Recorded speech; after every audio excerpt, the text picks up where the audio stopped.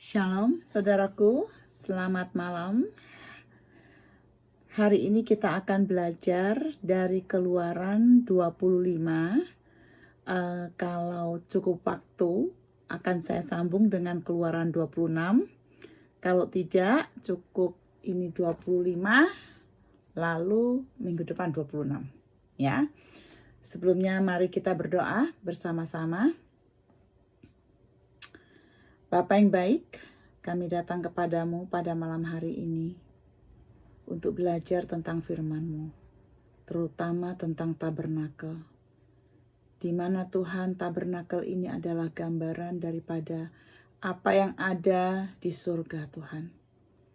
Dan saat ini kami tahu, tabernakel yaitu bait Allah itu ada di dalam diri kami. Ajar kami Tuhan untuk mengenalnya, untuk mengerti, supaya kami tahu bagaimana kami bisa datang kepadamu dan menyembah Engkau.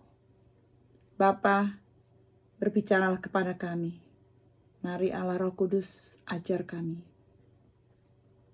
Karena tanpa urapan kami tidak bisa mengerti. Biarlah urapan-Mu turun atas kami. Terima kasih Bapa, dalam nama Yesus kami berdoa. Amin. Oke. Hari ini kita akan belajar Keluaran 25 ayat 1 sampai 9 ya. Sebelumnya saya mau jelaskan menyambung yang minggu lalu, Keluaran 24. Tabernakel yang ada di bumi ini itu adalah kopi daripada apa yang ada di surga. Di mana saat ini Tuhan Yesus itu melayani di dalamnya bersama-sama dengan Allah. Tuhan Yesus melayani kita untuk anak-anaknya.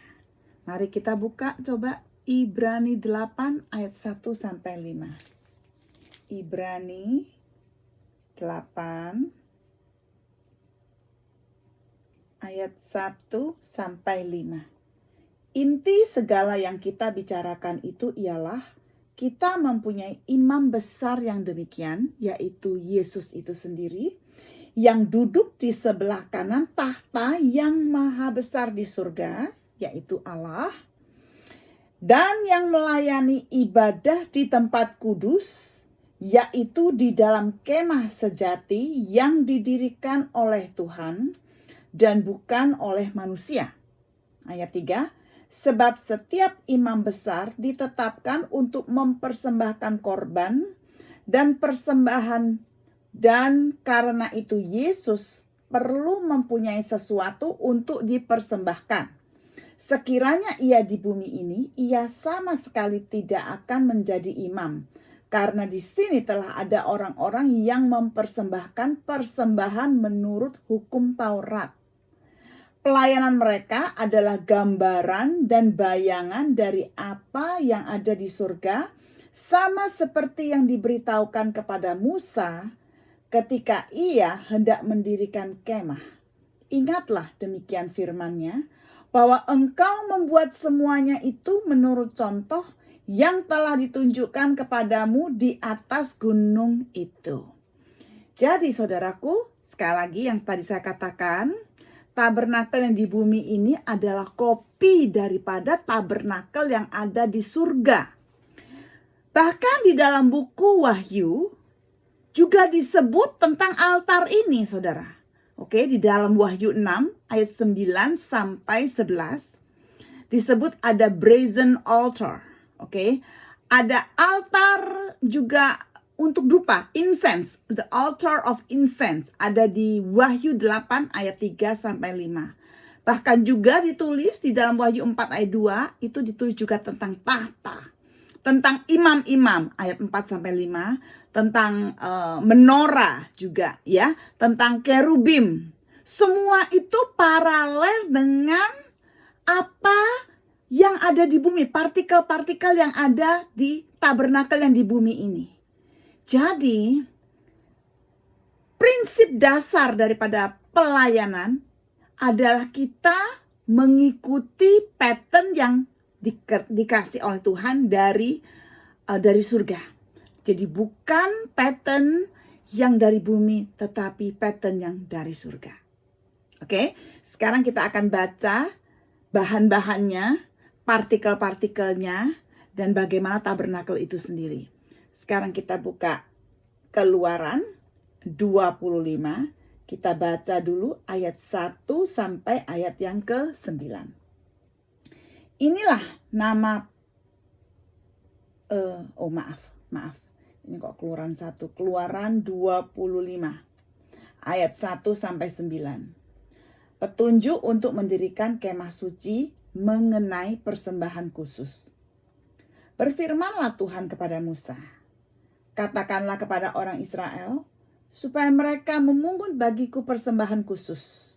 Dari setiap orang yang terdorong hatinya, haruslah kamu pungut persembahan khusus kepadaku itu. Nah, di sini saudara perhatikan. Alkitab sudah menulis sejak perjanjian lama, yaitu persembahan khusus itu dari setiap orang yang terdorong hatinya. Berarti sukarela. Ya. Ayat 3. Inilah persembahan khusus yang harus kamu pungut dari mereka, emas, perak, tembaga, kain ungu tua, kain ungu muda, kain kirmizi, lenan halus, bulu kambing, kulit domba jantan yang diwarnai merah, kulit lumba-lumba dan kayu penaga, minyak untuk lampu, rempah-rempah untuk minyak urapan, dan untuk ukupan dari wangi-wangian, permata krisopras dan permata tatahan untuk baju efod dan untuk tutup dada. Dan mereka harus membuat tempat kudus bagiku, supaya aku akan diam di tengah-tengah mereka. Menurut segala apa yang kutunjukkan kepadamu sebagai contoh kemah suci dan sebagai contoh segala perabotannya.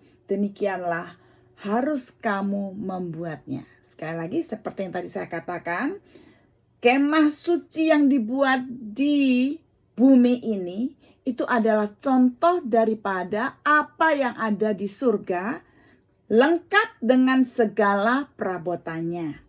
Nah, berapa pelajaran yang lalu saya kan berkata, dulu Allah itu berjalan bersama Adam, Allah berjalan bersama dengan Enok, Allah berjalan bersama dengan Nuh, Allah berjalan dengan Abraham, Ishak dan Yakub. Tetapi sekarang bukan saja Allah akan berjalan dengan bangsa Israel, tetapi kita lihat ayat 8. Allah akan diam di tengah-tengah mereka. Oke? Bukan saja berjalan dengan mereka, tetapi akan diam di tengah-tengah mereka. Nah, sekarang ayat 1 sampai 9 penjelasannya, saudara, kita bisa memberikan kepada Tuhan karena apa? Karena Dia dulu yang memberikan kepada kita. Alkitab mengatakan semuanya datang dari Tuhan. Kalau saudara baca 1 Tawarikh 29 ayat 14. Semuanya datang daripadamu, kata Daud di dalam doanya. Dan kami sudah memberikan kepada kamu Tuhan, karena kamu sudah terlebih dulu memberikan kepadaku. Saudara, jadi kalau saudara memberi kepada gereja, memberi persembahan perpuluhan maupun persembahan khusus, itu sebetulnya Tuhan sendiri yang memampukan engkau untuk memberi. Sehingga engkau bisa memberi. Jadi Tuhan sendiri yang menyediakan. Saya pengen saudara buka di dalam 2 Korintus 9 ayat 6. Ini Alkitab bahasa Inggris ya. Saya akan buka Alkitab bahasa Indonesia ya. Tapi ini Alkitab saya bahasa Inggris. 2 Korintus 9. Mari kita buka. 2 Korintus 9. Ayat yang ke-7. Kita baca ya. 2 Korintus 9 ayat 7. Hendaklah masing-masing memberikan menurut apa? Kerelaan hatinya. Sama kan dengan perjanjian lama? Sukarela. Jangan dengan sedih hati atau karena paksaan. Sebab Allah mengasihi orang yang memberi dengan sukacita. Ya, Allah mengasihi orang yang memberi dengan sukacita. Saya lanjutkan ya ayat 8. Dan Allah sanggup melimpahkan segala kasih karunia kepada kamu, supaya kamu senantiasa berkecukupan di dalam segala sesuatu dan malah berkelebihan di dalam pelbagai kebajikan. Saya lanjutkan ayat 10. Ia yang menyediakan benih bagi penabur dan roti untuk dimakan. Ia juga yang akan menyediakan benih bagi kamu dan melipat gandakannya dan menumbuhkan buah-buah kebenaranmu. Ayat 11, kamu akan diperkaya dalam segala macam kemurahan hati yang membangkitkan syukur kepada Allah oleh karena kami. Dengan kata lain adalah bahwa Tuhan itu akan menyediakan apa yang akan kamu berikan. Di situ luar biasanya. Jadi bukan karena kekuatanmu, tapi itu semua karena pemberian Allah. Kita tahu itu. Nah, kita melihat di sini, bukan cuma Tuhan itu menyediakan materi-materinya, ya, di mana orang-orang Israel itu membawa barang-barang itu kepada dia. Saudara bisa buka Yesaya 66 ayat 1 dan 2 dibaca, saya nggak usah buka lagi. Ya, saudara baca Yesaya 66 ayat 1 dan 2 bahwa Tuhan sendiri yang menyediakan bahan-bahan itu sehingga bangsa Israel itu bisa membawanya kepada Tuhan. Tapi bukan hanya barang yang disediakan oleh Tuhan, tetapi Tuhan juga bekerja di dalam hati orang Israel sehingga orang Israel itu bisa memberi dengan sukacita.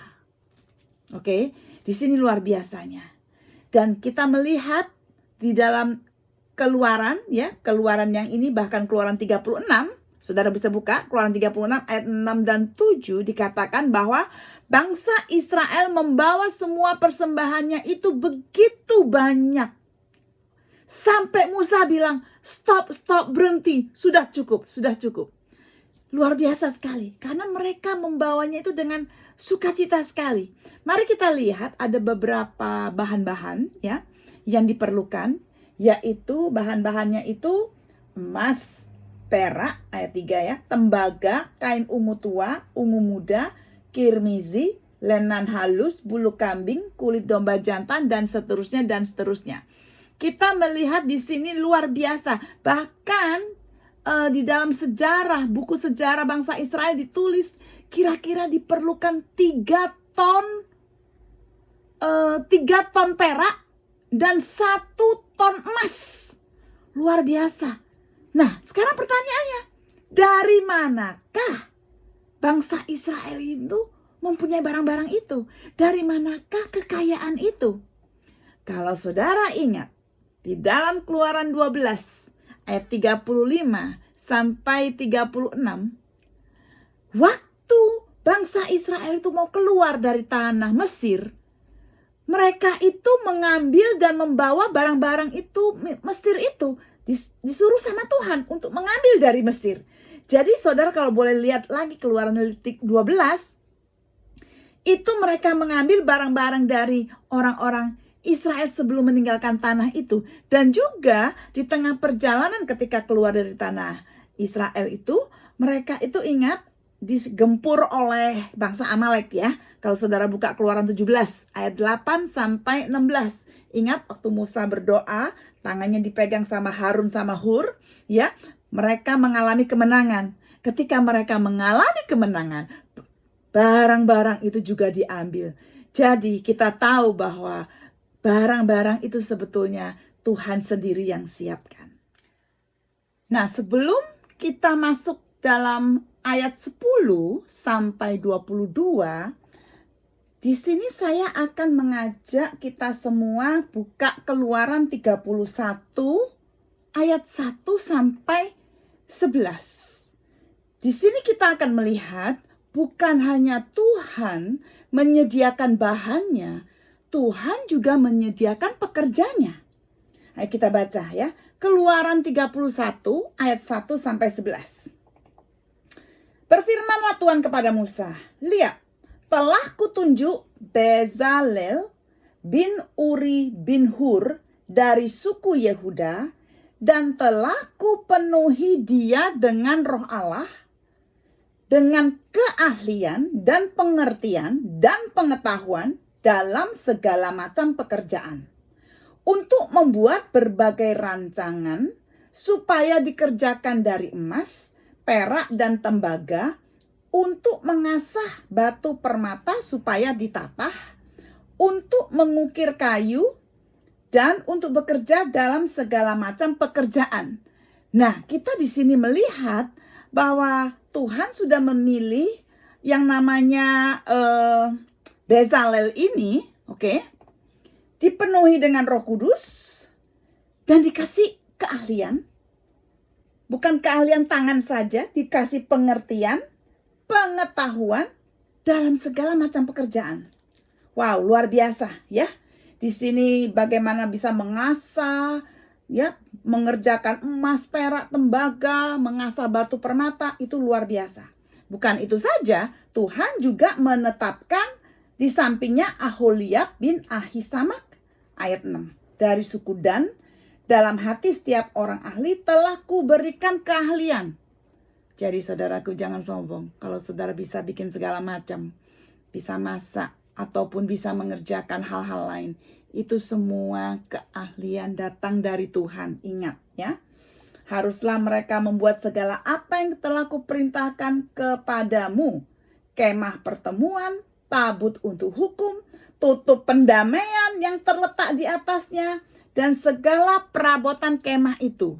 Tutup pendamaian, segala perabotan ya, yakni meja dengan perkakasnya, kandil dari emas murni dengan segala perkakasnya, mezbah pembakaran ukupan, mezbah korban, pakaian jabatan, ya, pakaian kudus kepunyaan Imam Harun, sama pakaian imam juga ya, dibuat ya, maupun pakaian anak-anak, minyak urapan dan ukupan dari wangi-wangian, tepat seperti yang telah kuperintahkan kepadamu, haruslah mereka membuat semuanya.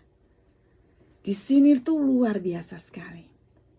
Ya, kalau kita buka Filipi 2 ayat 13 dikatakan, "It is God who works in you, both to will and to do for His good pleasure." Jadi Tuhan itu yang bekerja di dalam hati kita, supaya kita tuh berkeinginan dan melakukan untuk kemuliaannya. Kita juga melihat kita semua lahir diberikan dengan kemampuan yang berbeda. Oke? Sebelum kita mengenal Tuhan, kemampuan itu digunakan untuk supaya kebanggaan diri sendiri. Betul nggak? Tetapi ketika kita bertobat, ketika kita itu dikasih oleh Roh Kudus, talenta-talenta yang lain, ditambah bakat-bakat dari lahir, itu semua dipakai untuk kemuliaan Tuhan. Ya, dipakai untuk kebaikan, dipakai untuk melayani gereja, dipakai untuk membantu sesama. Untuk apa? Untuk kemuliaan Tuhan. Oke, sekarang mari kita lanjutkan ayat 10 sampai ayat yang ke-22. Keluaran 25:10. Haruslah mereka membuat tabut dari kayu penaga, 2,5 hasta panjangnya, 1,5 hasta lebarnya, dan 1,5 hasta tingginya. Haruslah engkau menyalutnya dengan emas murni. Dari dalam dan dari luar engkau harus menyalutnya. Dan di atasnya harus kau buat bingkai emas sekelilingnya. Haruslah engkau menuang 4 gelang emas untuk tabut itu, dan pasanglah gelang itu pada keempat penjurunya, yaitu 2 gelang pada rusuknya yang satu dan 2 gelang pada rusuknya yang kedua. Engkau harus membuat kayu pengusung dari kayu penaga dan menyalutnya dengan emas. Haruslah engkau memasukkan kayu pengusung itu ke dalam gelang yang ada pada rusuk tabut itu, supaya dengan itu tabut dapat diangkut. Kayu pengusung itu haruslah tetap tinggal dalam gelang itu, tidak boleh dicabut dari dalamnya. Jadi disuruh buat tabut dan kayu untuk mengusungnya ya.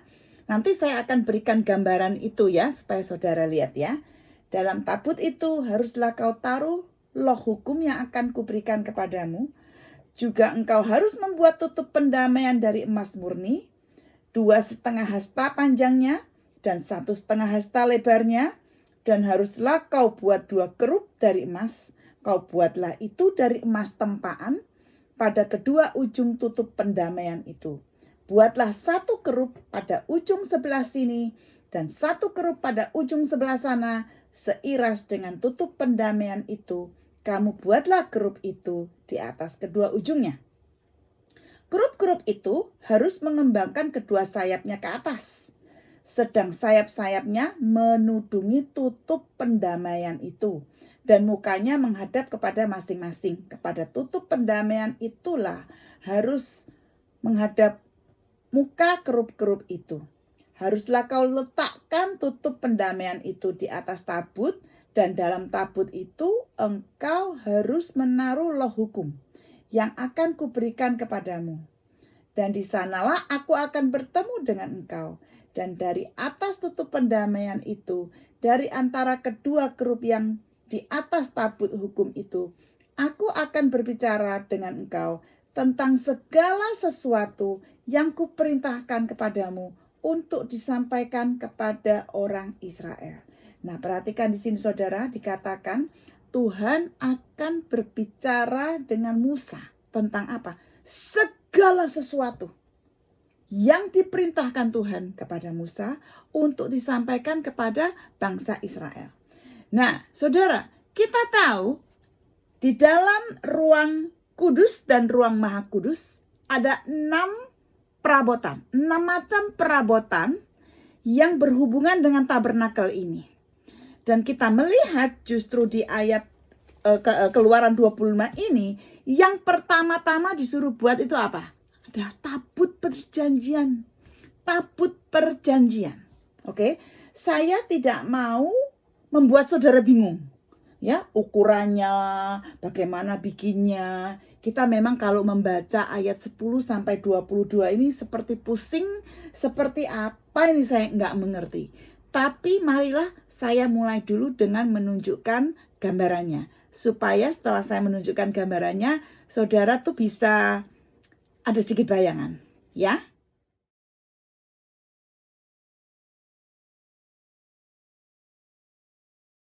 Nah, saudara, tadi udah melihat gambarannya ya, tentang tabut perjanjian itu. Semua itu disaluti dengan emas, ya.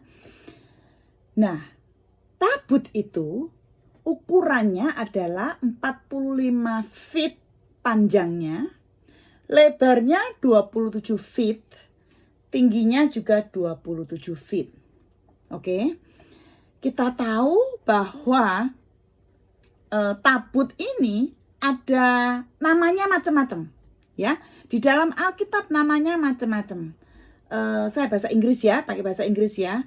Kalau di Bilangan 10 ayat 33 itu namanya the Ark of the Covenant. Kemudian di dalam 1 Samuel 3 ayat 3 disebut the Ark of God, ya, tabutnya Tuhan. Yosua 3 ayat 15 disebut the Ark of the Lord, tabutnya Tuhan. Oke.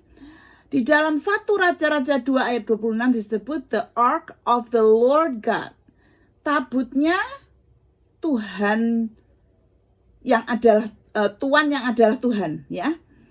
Lalu di dalam Keluaran 25 di sini ditulis the Ark of Testimony. Di dalam 2 Tawarikh 35 ayat 3 ditulis the Holy Ark. Di dalam Mazmur 132 ayat 8 ditulis the Ark of God's Strength. Oke. Jadi namanya Alkitab itu macam-macam. Saudara jangan bingung, kok banyak sekali tabutnya? Tidak. Tabutnya hanya satu, sebutannya itu banyak.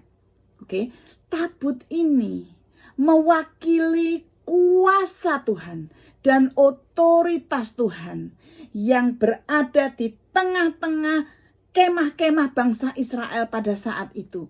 Pada saat ini juga tabut itu, yaitu bait Allah di mana Allah hadir, itu menandakan ada kuasa Allah dan ada otoritas Allah. Perlu diperhatikan kalau kita melihat ayat 10 sampai ayat ke-22, kalau saudara melingkari, saudara ambil bolpen, lingkari kata-kata emas. Oke. Itu banyak sekali saudaraku, ya. Dalam ayat 11 ada 2 kata emas. Ayat 12, ayat 13, ayat 17, ayat 18 itu ada kata emas. Ada satu kata lagi yang saudara perhatikan, ayat 10. Kalau bahasa Inggrisnya itu acacia wood, kayu akasia. Kalau bahasa Indonesianya kayu penaga, oke? Dikatakan bikin itu pakai kayu penaga dilapisi dengan emas. Wow, waktu saya pelajari ini, saya sangat diberkati, saudaraku. Ternyata tabut ini mengajarkan kita tentang Yesus Kristus. Kenapa? Tabut ini dibuat dari kayu, di mana kayu itu berbicara tentang kemanusiaan Tuhan, His humanity, ya, bicara tentang kemanusiaannya. Tetapi kayu ini dilapisi oleh emas, di mana emas ini berbicara tentang keilahiannya. Jadi kita melihat di sini bahwa Yesus itu bukan hanya manusia, tetapi juga Allah. Perhatikan, Yesus bukan 50% manusia, 50% Tuhan loh. Bukan loh. Dia 100% manusia dan 100% Allah itu sendiri. Ya. Nah, kita melihat di situ sekali lagi kayu berbicara tentang dia punya kemanusiaan dan emas berbicara tentang dia punya keilahian. Mari kita buka Ibrani 9 ayat 4. Oke? Ibrani 9 ayat 4. Ibrani 9 ayatnya yang keempat. Oke, saya bacakan ya. Di situ terdapat mezbah pembakaran ukupan dari emas dan tabut perjanjian yang seluruhnya disalut dengan emas. Di dalam tabut perjanjian itu tersimpan buli-buli emas berisi mana, yang pertama. Kemudian tongkat Harun yang kedua yang pernah bertunas. Yang ketiga loh-loh batu yang bertuliskan perjanjian. Jadi ada 3 macam barang di dalam tabut itu, yaitu mana, tongkat Harun, dan tabut loh batu ya. Ada 3 macam itu isinya. Di mana kita kalau melihat barang-barang itu, barang-barang objek itu, mereka semua berkata tentang apa? Tentang hukum-hukum Tuhan yang ada di dalam hatinya Kristus.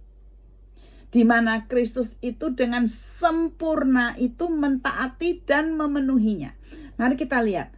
Hukum-hukum dikatakan loh-loh batu adalah hukum. Hukum-hukum 10 hukum Allah itu semuanya ada di dalam Yesus Kristus. Kita melihat mana Yesus sendiri berkata bahwa dialah roti yang hidup yang bisa memberikan kehidupan kekal kepada semua orang yang menerima dia. Kita melihat Yohanes 6 ayat 32.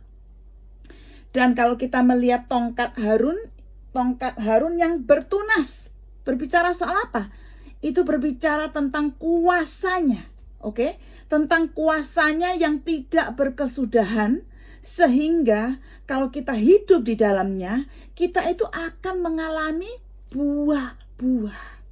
Oke, kita akan mengeluarkan buah-buah, bukan hanya buah-buah roh, buah-buah kebenaran, buah-buah pelayanan, berbagai-bagai buah. Makanya dikatakan tongkat yang bertunas. Oke, setahun sekali pada hari penebusan, imam besar diizinkan masuk ke dalam ruang Maha Kudus. Nanti saya juga akan memberikan gambaran ini ya. Masuk ke dalam ruang Maha Kudus, oke, di mana imam besar itu memercikkan darah domba ya sebagai korban bakaran. Kemudian percikannya itu untuk penghapusan, untuk penebusan dosa daripada imam besar itu sendiri dan untuk penebusan bangsa Israel. Nah, gambaran ini dipenuhi oleh Yesus Kristus. Karena ketika Yesus mati di kayu salib untuk menanggung dosa kita, oke, darahnya itu loh, dengan darahnya itu dia mengambil dan menghapus dosa kita. Oke, karena dia sendiri yang mempersembahkan hidupnya dia. Itu ada saudara baca di Ibrani 9 sampai Ibrani 10 ayat 14. Nah, kita tahu bahwa Musa diizinkan masuk ke dalam ruang Maha Kudus itu, di mana, nah kalau saudara melihat, sebentar ya, mari kita kembali kepada Keluaran 25 ayatnya yang ayat ke-22. Di sanalah aku akan bertemu dengan engkau. Tuhan Yesus bilang, Tuhan Allah bilang, aku akan bertemu dengan engkau. Berarti Tuhan akan bertemu dengan Musa. Dari atas tutup pendamaian itu, Tuhan akan berbicara dengan Musa tentang segala sesuatu yang diperintahkan kepada Musa untuk disampaikan kepada orang Israel. Oke, hari ini kita punya akses langsung masuk ke dalam tahta Allah. Kenapa? Melalui darah Yesus Kristus yang sudah mati buat kita. Karena Dia itulah duduk di atas kerub-kerub itu untuk memberikan perdamaian antara kita dan Allah. Karena darahnya sudah ditumpahkan buat kita.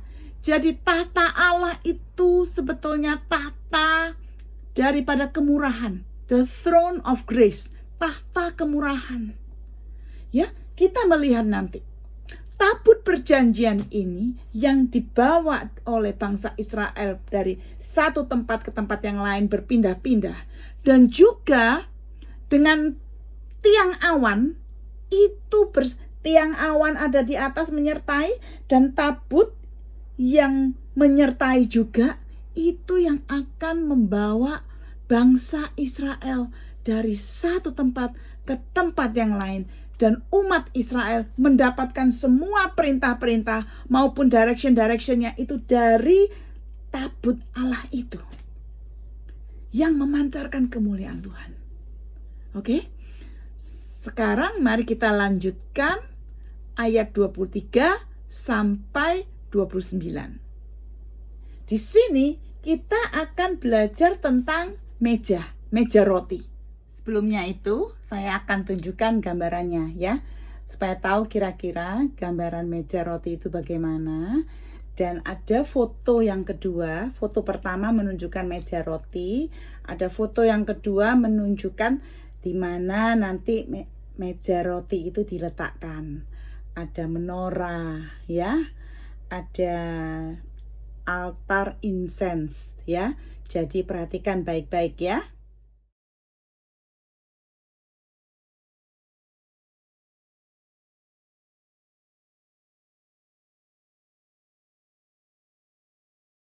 Nah, saudara sudah melihat ya fotonya itu.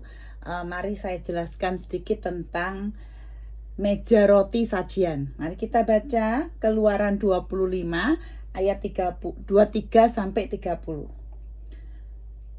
Lagi haruslah engkau membuat meja dari kayu penaga, 2 hasta panjangnya, sehasta lebarnya, dan 1,5 hasta tingginya. Haruslah engkau menyalupnya dengan emas murni dan membuat bingkai emas di sekelilingnya. Haruslah engkau membuat sekelilingnya jalur pinggir yang setapak tangan lebarnya, dan kau buatlah bingkai emas sekeliling jalur pinggirnya itu. Haruslah engkau membuat untuk meja itu 4 gelang emas, dan kau pasanglah gelang-gelang itu di keempat penjurunya pada keempat kakinya. Gelang itu haruslah dekat ke jalur pinggirnya sebagai tempat memasukkan kayu pengusung, supaya meja itu dapat diangkut. Haruslah engkau membuat kayu pengusung itu dari kayu penaga dan menyalutnya dengan emas. Dan dengan itulah meja harus diangkut. Haruslah engkau membuat pinggannya, cawannya, kendinya, dan pialanya yang dipakai untuk persembahan curahan. Haruslah engkau membuat semuanya itu dari emas murni. Dan haruslah engkau tetap meletakkan roti sajian di atas meja itu di hadapanku. Oke, kita sekarang belajar tentang meja roti sajian. Nah, sekali lagi saya mau saudara melihat Alkitab saudara. Dalam ayat 23 sampai 30 ini dikatakan bahwa engkau harus membuat meja dari kayu penaga. Kayu penaga itu kayu akasia. Kemudian ayat 24, haruslah engkau menyalutnya dengan emas murni. Ya, jadi di sini dikatakan berkali-kali emas. Itu ada berapa? Ada banyak di sini ya. Ayat 24 itu ada 2, ayat 25, ayat 26, 28, 29. Ya, dikatakan itu mejanya terbuat dari kayu tapi dilapisi dengan emas. Sama seperti tabut perjanjian. Tadi saya kan sudah bilang, kayu itu berbicara tentang apa? Tentang kemanusiaan Yesus dilapisi dengan emas, itu keilahian Yesus. Jadi, kalau tadi tabut perjanjian berbicara soal Yesus Kristus, ternyata meja ini yang ada rotinya juga berbicara tentang Yesus Kristus. Lalu kalau kita melihat ya, tadi seperti petanya, maaf ya, gambarannya mungkin kurang jelas ya, agak bureng. Saya ini bukan orang yang ahli teknologi yang bisa cari-cari gambar yang terang ya, jadi saya minta maaf ya. Asal saudara bisa melihat aja, saudara melihat lokasinya itu ketika saudara masuk ya, ketika orang Israel imam ya, ketika imam itu masuk ke dalam ruang kudus, sebelah kanan itu roti, sebelah kiri menorah, kemudian sebelah depannya itu adalah kandil ya, bahasa Inggrisnya itu adalah lampstand ya, lampstand. Jadi saya ulangi lagi ya, sebelah kanan itu table, meja roti, sebelah kiri itu kandil yaitu menorah, lampstand, kemudian sebelah depannya itu ada namanya altar juga di situ ya, incense, altar incense. Nah, kita tahu bahwa imam itu berjalan masuk ke dalam ruang kudus itu dari halaman di depan, ya kan? Sebelah kanan sekali lagi dia akan melihat roti, meja roti. Sebelah kiri dia akan melihat menorah. Dan di depannya lagi itu adalah altar, incense altar ya. Nah, kita melihat seperti tadi saya sebutkan lagi, sama dengan tabut perjanjian itu terbuat dari kayu dilapisi emas. Ini berbicara soal Yesus Kristus. Dan di atas meja itu dikasih roti, ya kan? Di atas meja itu ada roti di hadapanku. Dan roti ini jumlahnya berapa? 12 roti.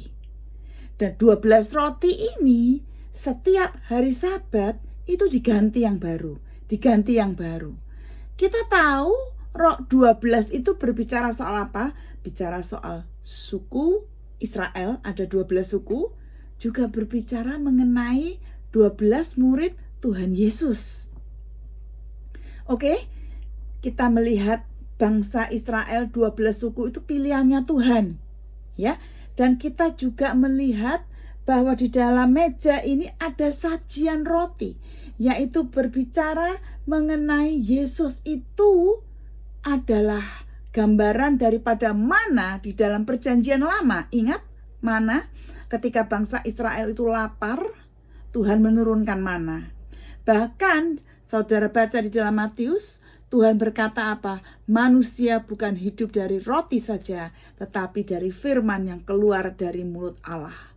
Di dalam Yohanes ke-6 dikatakan, Yesus berkata, akulah roti hidup. Bahkan Tuhan Yesus mengundang murid-muridnya untuk makan tubuhnya, yaitu makan mana itu sendiri. Oke?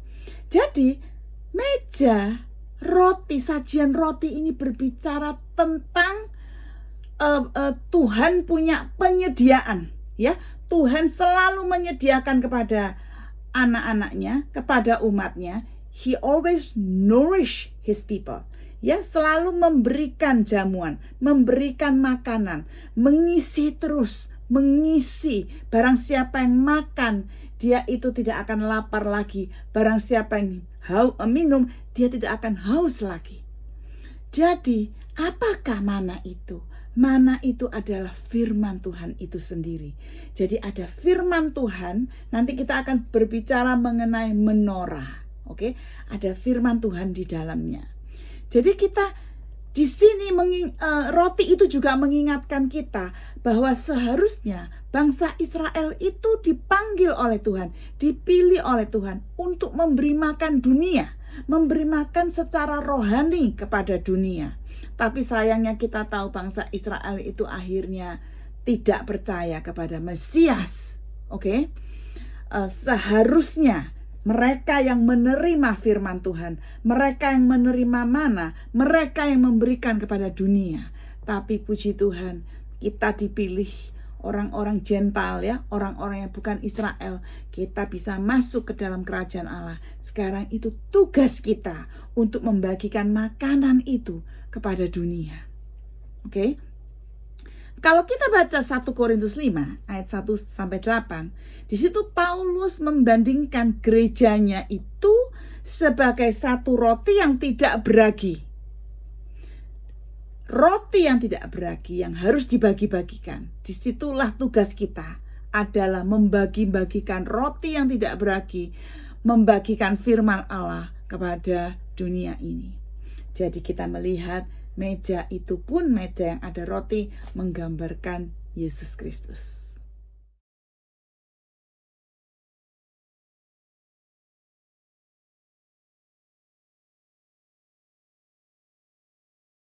Nah, tadi saudara melihat ada dua gambaran ya. Gambaran yang pertama itu adalah gambaran kandil, yaitu menorah.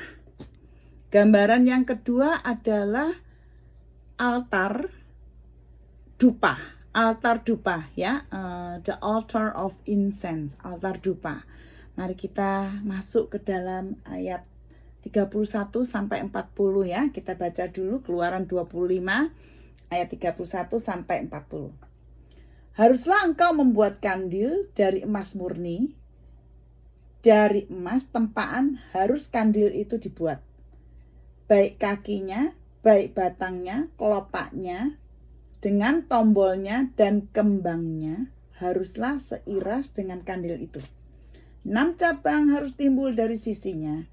3 cabang kandil itu dari sisi yang satu dan 3 cabang dari sisi yang lain. 3 kelopak yang berupa bunga badam pada cabang yang satu dengan tombol dan kembangnya. Dan 3 kelopak yang serupa pada cabang yang lain dengan tombol dan kembangnya. Demikianlah juga kau buat ke-6 cabang yang timbul dari kandil itu. Pada kandil itu sendiri harus ada 4 kelopak berupa bunga badam dengan tombolnya dan kembangnya. Juga harus ada 1 tombol di bawah sepasang cabang yang pertama yang timbul dari kandil itu, dan 1 tombol di bawah yang kedua, dan 1 tombol di bawah yang ketiga. Demikianlah juga kau buat ke-6 cabang yang timbul dari kandil itu. Ayat 36, tombol dan cabang itu harus timbul dari kandil itu, dan semuanya itu haruslah dibuat dari sepotong emas tempaan yang murni. Haruslah kau buat pada kandil itu 7 lampu, dan lampu-lampu itu haruslah dipasang di atas kandil itu sehingga diterangi yang di depannya. Sepitnya dan penadanya haruslah dari emas murni. Dari 1 talenta emas murni haruslah dibuat kandil itu dengan segala perkakasnya itu. Dan ingatlah bahwa engkau membuat semuanya itu menurut contoh yang telah ditunjukkan kepadamu di atas gunung itu. Mari kita perhatikan saudara, ada sesuatu yang lain di sini. Ketika menorah atau kandil itu dibuat, kita melihat kalau yang tadi tabut perjanjian dan meja roti itu terbuat dari kayu yang dilapisi oleh emas. Tapi yang ini, yang kandil ini tidak disebut terbuat dari kayu. Semuanya terbuat dari emas. Para sejarawan itu mengatakan bahwa emas itu, karena ini semua emas ya, beratnya itu 75 pound emas hanya untuk membuat kandil ini, membuat menorah ini. Kenapa kok enggak terbuat dari kayu dilapisi emas, tetapi semuanya emas? Ini menggambarkan apa? Menggambarkan terang, menggambarkan satu terang, ya. Terang ini yang ada di dalam Yesus dan yang adalah Yesus itu sendiri, ya. Dikatakan Yesus bilang apa? I am the light of the world. Akulah terang dunia. Nanti kita berbicara soal minyak juga. Minyak ini menggambarkan urapan Roh Kudus. Oke? Jadi kita tahu bahwa menorah ini seperti gambaran yang tadi, ada 3 sebelah kiri, 3 sebelah kanan, terus ada tengah-tengah juga. Di ujungnya itu ada bunga-bunganya. Bunganya itu berupa seperti ukupan itu untuk mengisi minyaknya itu, ya. Dan menorah ini ditaruh di mana? Di dalamnya ruang kudus. Nah, kita tahu bahwa ruang Maha Kudus dan ruang kudus itu juga dibatasi dengan satu tirai. Ini gelap sekali, tempatnya itu gelap sekali. Jadi tidak mungkin ada sinar yang dari luar itu masuk, tidak. Maka itu yang namanya menorah ini itu harus hidup terus. Sinarnya harus menyala terus dari minyak itu dan tidak pernah padam, ya. Dan lalu kita melihat nanti bukan hanya ada menorah, tapi ada meja altar dupa, ya, the altar of incense. Incense itu dibakar, terbakar, ya, dan asapnya itu naik sebagai aroma yang wangi buat Tuhan. Berbicara soal apa? Berbicara soal worship, berbicara soal doa, ya. Ini luar biasa sekali, dan itu semua ada di dalam ruang Maha Kudus. Nah, fragrant yang terbakar itu, incense yang terbakar itu menunjukkan doa kita yang naik kepada Tuhan. Terus di sebelah kanan itu ada meja, itu berbicara soal firman Tuhan. Kita melihat firman Tuhan dan doa harus berjalan bersama-sama. Makanya kalau saudara baca Alkitab, ada di dalam Kisah Para Rasul 6 ayat 4, itu selalu doa dan firman. Doa dan firman. Doa itu menerangi firman. Oke? Dan firman itu dibuka melalui doa. Dua-dua itu harus berjalan bersamaan. Bukan itu saja, doa dan firman ini harus ada terangnya, harus ada urapannya, yaitu urapan daripada Roh Kudus. Karena kita tahu Roh Kudus itu digambarkan dengan minyak. Saudara kalau baca Sakarya 4 ayat 1 dari 7 sampai 7. Jadi saudara lihat, ada minyak, ada api, ada firman di situ. Itu semuanya ada di dalam satu ruang. Oke? Jadi ketika saudara membaca firman Tuhan, itu harus dibuka dengan doa. Hanya dengan doa saudara bisa mengerti firman, tapi jangan lupa harus ada urapan daripada Roh Kudus. Ketika urapan Roh Kudus itu menyertai kita, ada bersama dengan kita, dan Roh Kudus itu yang menerangi hati kita, oke? Menerangi hati kita, menerangi pikiran kita ketika kita membaca firman-Nya, mengenal firman-Nya, dan menemukan harta karun di dalam firman-Nya. Apa yang terjadi, saudaraku? Worship. Saudara menyembah Tuhan. Karena apa? Saudara menemukan harta karun di dalam Alkitab ini. Saudara menyembah Tuhan. Nah, bukan itu saja. Yang namanya menorah ini, itu juga mengingatkan kita akan bangsa Israel. Bangsa Israel dipilih oleh Allah untuk menjadi terang bagi orang-orang yang bukan Israel. Itu ada ayatnya, Yesaya 42 ayat 6. Oke, yang namanya menorah, kamu lihat, menorah ini bukan berada di luar ruang kudus. Ada di dalam Ruang Kudus ada di dalamnya, bukan di luar yang semua orang bisa melihat, tetapi di dalam.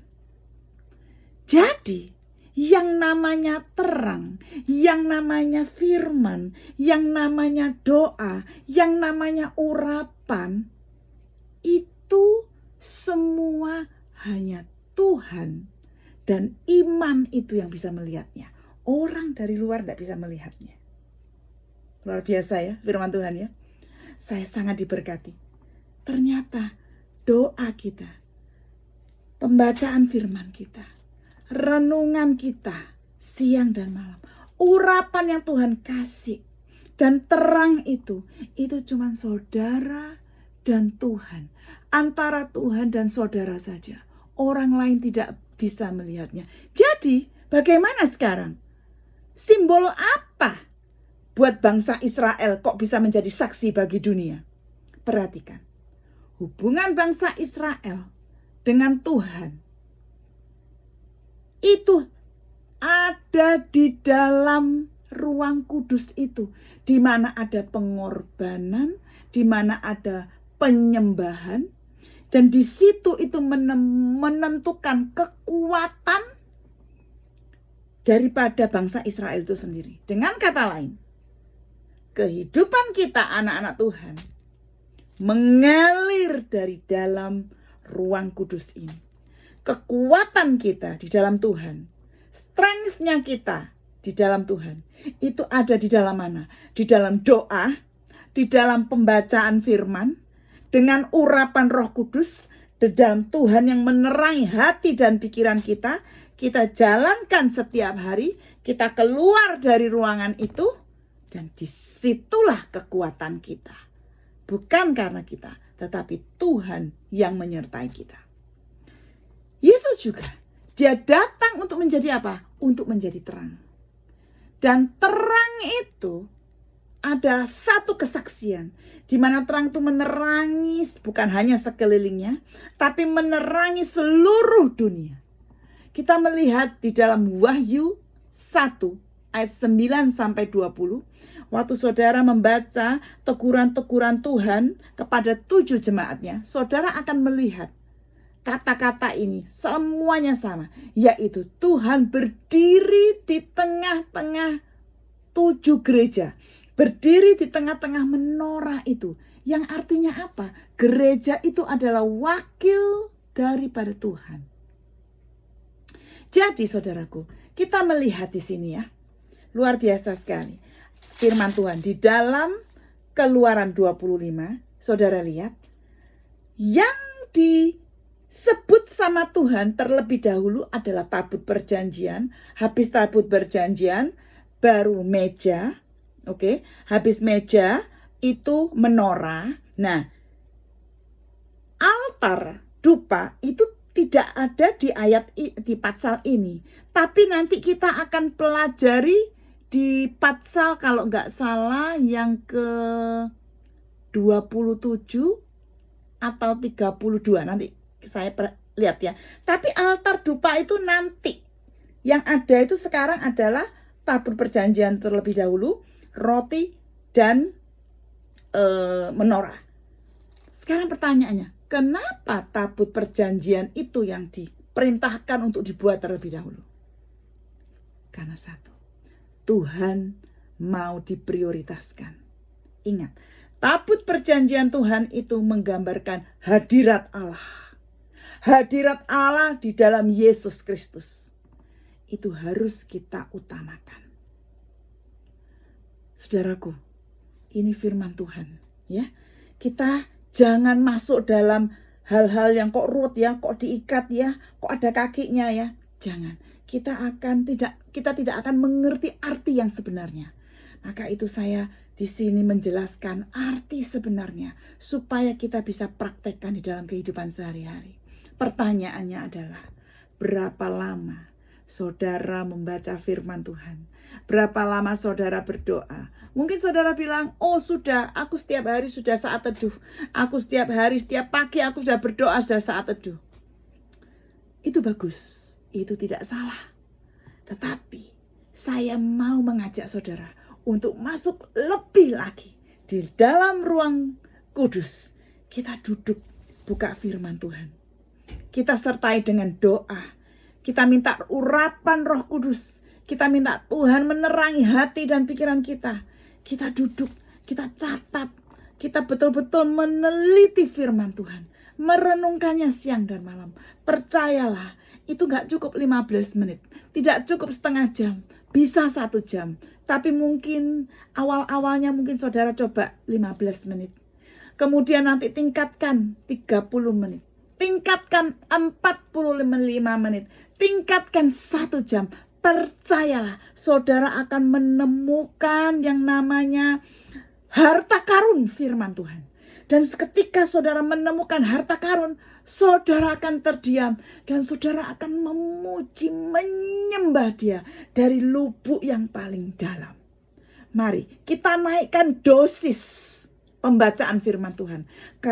Kalau dosis itu semakin banyak, biarlah firman Tuhan itu, doa-doa kita, itu semuanya itu bertaburan di dalam sel-sel tubuh kita. Sehingga hidup kita menjadi kuat.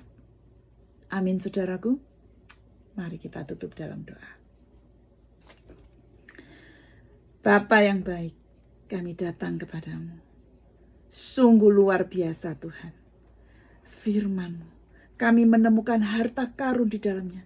Selama ini kami belum mengerti Tuhan, apa itu tabut perjanjian, apa itu menorah maupun meja roti. Ternyata Tuhan, ini merupakan gambaran daripada pribadi-Mu sendiri Tuhan. Bapa, ajar kami semua Tuhan, untuk punya hati Tuhan yang haus mencari Engkau. Kami mau menambahkan dosis-dosis pembacaan firman, doa-doa, penyembahan kami dalam kehidupan kami. Kau berikan kami waktu 24 jam Tuhan. Tuhan, seharusnya kami itu memberikan waktu 2 jam 40 menit Tuhan. Tapi Tuhan, betapa kami jauhnya dari itu Tuhan. Bapa, tambahkan kerinduan hati kami, supaya kami semakin banyak duduk Tuhan, belajar mengenal Engkau dan mengerti dan makan bersama-sama dengan Engkau. Terima kasih Tuhan. Di dalam nama Yesus kami mengucap syukur dan berdoa. Haleluya. Amin. Makasih ya ibu-ibu ya. Kita belajar Keluaran 25. Oke. Saya bersyukur sekali bahwa saya sendiri, pribadi saya, banyak sekali mendapat berkat untuk saya pribadi dari pelajaran ini. Semoga apa yang saya bagikan menjadi berkat buat kita semua. Selamat malam, Tuhan berkati.